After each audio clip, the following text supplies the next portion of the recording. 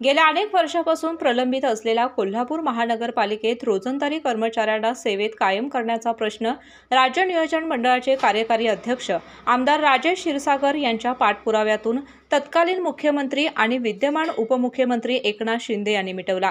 मुख्यमंत्री असताना एकनाथ शिंदे यांनी सुमारे 490 रोजंदारी कर्मचाऱ्यांना कायम सेवेत रुजू करण्याचा आदेश जाहीर केला होता। त्याप्रमाणे आज कोल्हापूर दौऱ्यावर असलेले उपमुख्यमंत्री एकनाथ शिंदे यांनी या रोजंदारी कामगारांना कायम सेवेत घेण्याबाबतच्या आदेशाचे वाटप केले।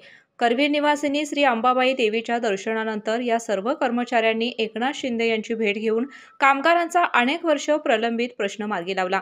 याबद्दल मंत्री शिंदे यांचे आभार मानून त्यांचा सत्कार केला। यावेळी एकनाथ शिंदे यांच्या हस्ते या कामगारांना आदेशाचे वाटप करण्यात आले।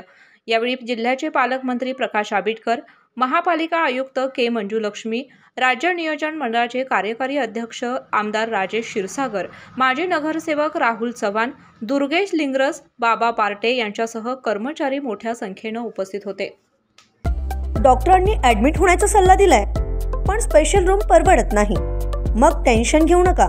सूर्य हॉस्पिटलने प्रथमच अगदी कमी किमतीत सर्व सोयींयुक्त आणि रुग्णांची गरज लक्षात घेऊन बजेट फ्रेंडली रूम्स उपलब्ध केले आहेत। कॅशलेस सुविधांसह खिशाला परवडणाऱ्या किमतीत budget friendly economic special room.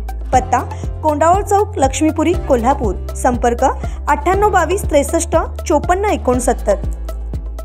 अशाच नवनवीन अपडेट पाहण्यासाठी आमच्या KK न्यूज चॅनेलला सबस्क्राइब करा।